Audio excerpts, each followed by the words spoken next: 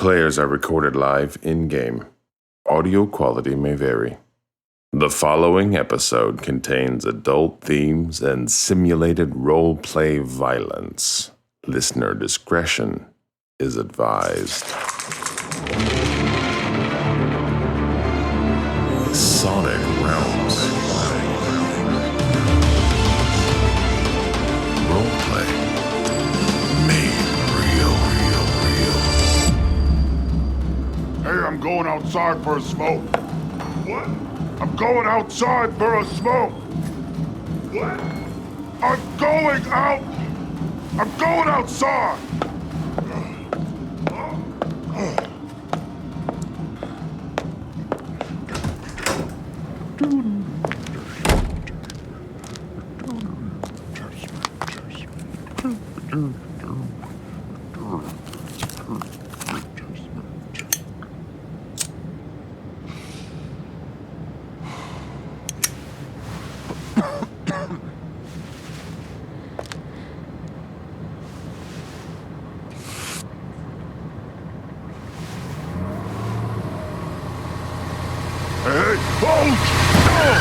The orc disappears beneath the van, with the rear of the vehicle now facing the chop shop. Gregor looks in the passenger side mirror, beyond a visibly shaken Kurt, who is still gripping the dashboard. Are there cameras? What about the cameras? They haven't seen us yet. Kurt climbs to the back of the van, covering his face with his hand to preserve his anonymity. I'm gonna open one of the doors and shoot at the camera. I didn't hit it. Knowing things will likely get hairy, Jet clears her mind and reaches out through the astral plane in an attempt to make contact with the fire spirit. Fire spirit, I'd like you to come to my realm, materialize, and help me and my friends. And I would like you to cease defiling this realm with your presence. Jet looks like she's in a daze as she continues to negotiate with spirits. Hez, shaking off the impact of the crash, joins Kurt at the back of the van. I block my face with the hand holding the flashbang and take a shot at the camera. The shot fires wide. The orc under the van starts crawling out. Hey guys, so the guy that we hit with the van, he's not trapped under any of the tires. He's free under the thing. I don't know what you want to do about it. Let's just take care of the cameras if we can. I draw my Ruger and stay put in the driver's seat. Guys, I think the camera's too far to hit. I can take another shot at it, but... Alright, let's try this again. The camera explodes into a shower of sparks. Ha! Talk about threading the needle. Beautiful. Very good, Kurt. That was a good shot. Good shot. I slapped Kurt on the back. I'm sorry. It's okay, Hez.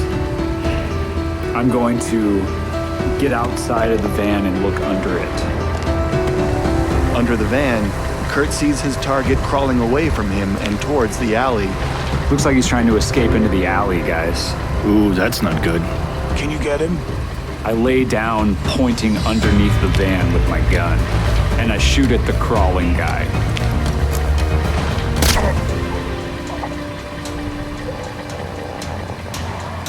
Yeah, I think he's taken care of. We can move on. Jet opens her eyes, her consciousness once again fully in the material realm. A bright flame erupts out of thin air in front of the van, and a bird-like phoenix coalesces into form. Drager squints and shades his eyes, then looks to Jet, who is getting to her feet. He points from the bird to Jet, then back to the bird a few times, not knowing if he should be relieved or terrified. I look at Drager and Hez, and then back at the bird. Sorry, I decided I needed to be part of the fight. As long as you feel like you can stand on 2 feet, you're welcome to join us. I move to the front of the van. I open the door and get out. I turn the keys and shut the van off. I look behind me, back through the windows of the van. I see the broken camera parts on the ground. I step outside of the van with my gun in my hand. I post up next to the bay door, gun ready. I run to the door and wait next to it, with my gun drawn and a flashbang in the other hand. Hey, before you guys go in guns blazing, I'm gonna check out and see if this Drek hole has anything we can use. crawl to the dead guy on the ground and search him. Hey, if you can dig deep enough, maybe you can get that bullet back. Kurt searches the body and finds a Colt America light pistol, a knife, and a Metalink comlink. I take the knife and the gun ammo. Nothing on him. I go up to the door closest to me. I decide to open the door. Phoenix, I want you to fly through. Destroy anyone in your path.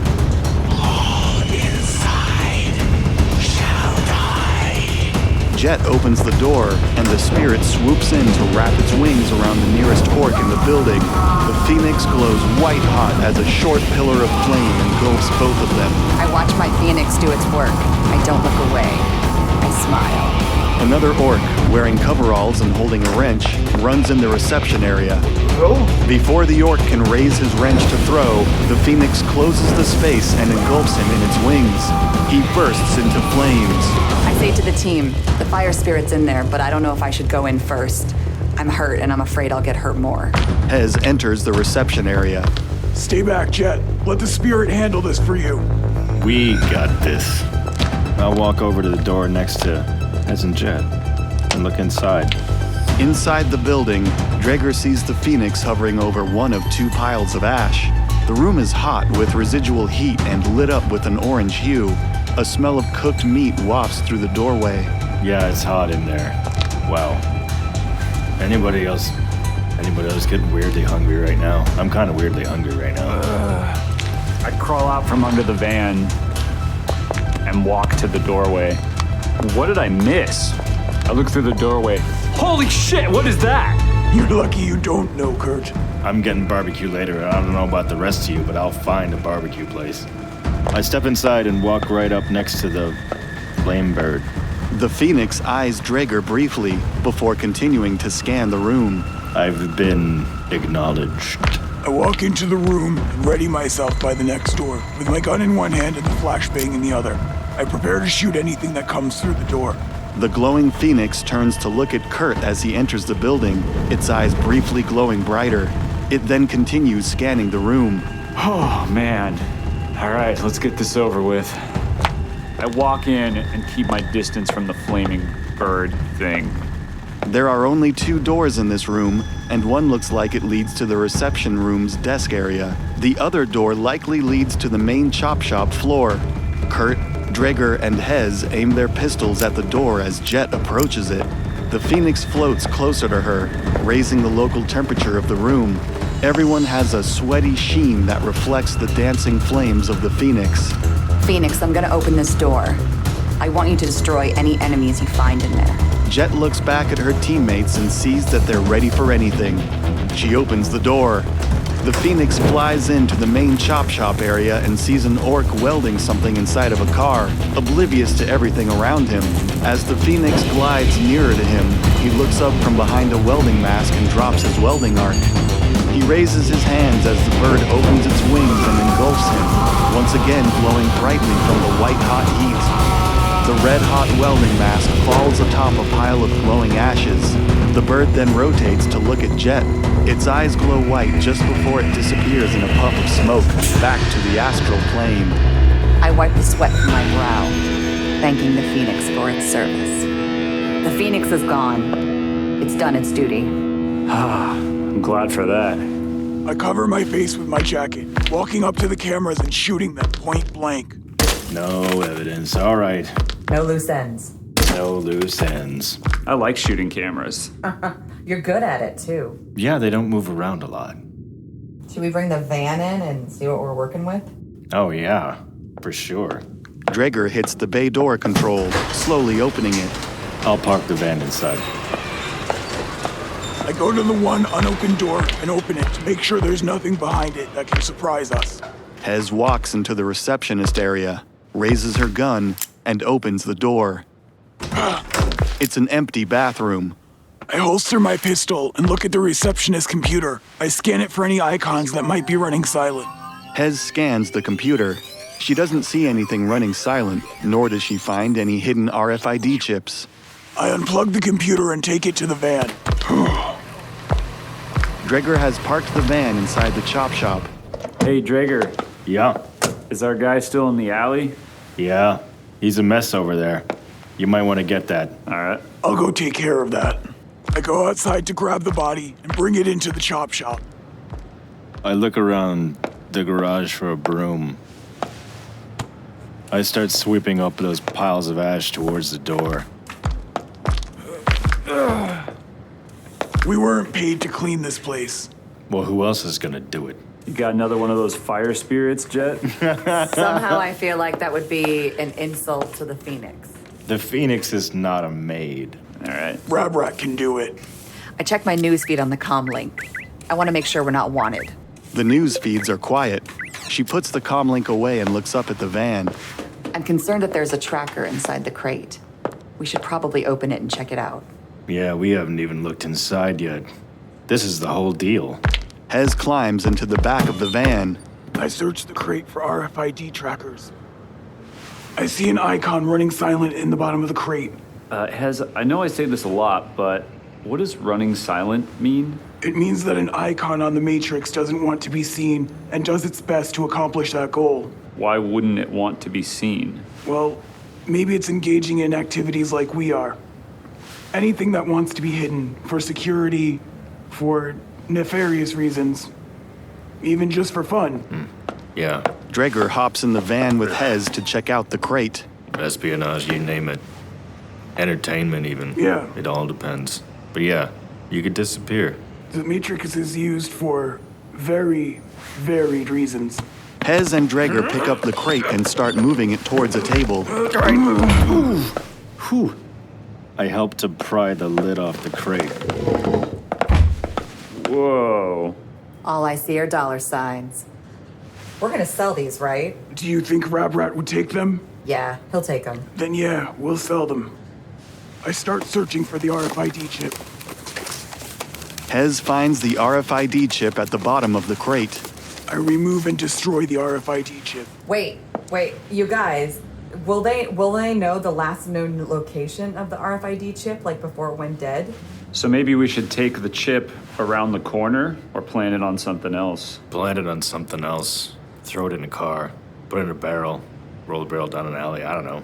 Do you think you could possibly slip it into some passerby's purse or person? I look at Kurt. Aren't you handy with this kind of thing? I think so. I'm good at getting Tabasco. I remember. I trust you to do it. Okay. If you back me up, Sure. Oh yeah, let's go. We won't let anything happen to you. I take the RFID chip and I walk outside. I follow Kurt to keep an eye on him. I look at the street to see if there are any passersby. The only person on the street at this hour is a homeless man who looks inebriated. I start walking towards the homeless person. I cross the street and then walk behind the homeless guy. The homeless man doesn't seem to notice. I look around for anyone else. The streets are empty, save for Hez, who is watching from across the street. I nod approvingly. I walk up to the doorway and lean on it. Hey, Hez, what is Kurt doing? Honestly, Draeger, I am not sure. Who is that? He's a homeless man. All right. I guess we'll have to find out. I walk up to the homeless guy. Excuse me, sir. I found some stolen circuitry. I need to get rid of it. Where? Do you know where I can sell it? Oh, Kurt. He quickly turns around and reaches for something in his grimy trench coat. I get my gun ready. He may give us some trouble, Draeger. Oh, I know. It's 4 a.m. The dude's crazy. Hey, back off. I got a knife. I back up. Oh, is that a knife? He's got a knife. Oh, he's got a knife. It's okay. It's okay. Get out of Look, here. look. I don't want any trouble, sir. Here, you can have this. And then I just hand him the RFID tracker, and I motion towards him. This is all I have. The voices say I shouldn't trust. The voices say I shouldn't trust. Get out of here. Get away from him, Kurt. Just your I back aura. away from him Just your aura. against the building. The voices say I shouldn't trust. It's okay, sir. I don't want any trouble. I don't trust your aura. This is all I Trust your have. aura. The homeless man puts his knife away while backing up, looking around paranoidly. I also back away from the guy while eyeing him. And then I turn to start walking down the street. The homeless man turns and begins to quickly walk away from Kurt, towards wherever he was going in the first place. I turn around to look in his direction. He's quickly walking away from Kurt, head down. I'm gonna attempt to sneak after him. Kurt, what are you doing? Hez, I gotta get rid of this RFID tracker. They'll find us. I turn to Drager. He's going to get himself killed. Well, I don't know. You gotta try stuff sometimes. It's 3 a.m. There's nobody else around except you, me, him, and that guy. So, what are you gonna do? It's now or never. He's not a toddler, he's an elf. I lean up against the car and watch the show across the street. Kurt gets closer to the homeless man. Without warning, the man whips around and slashes at Kurt with his knife.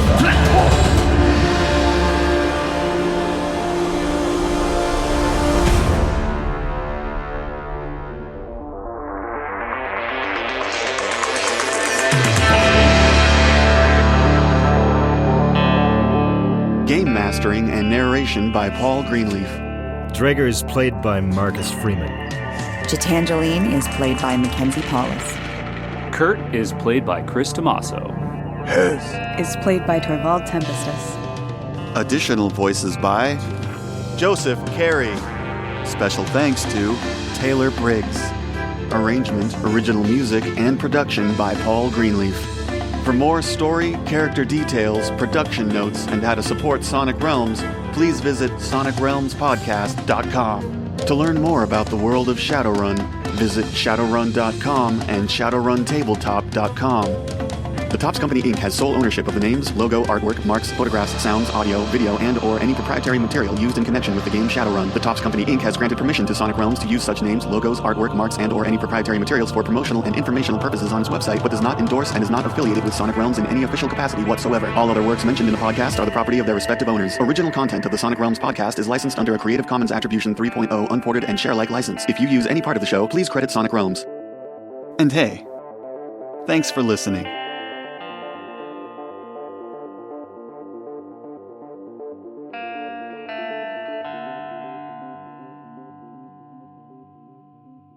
Oh, just put that review anywhere.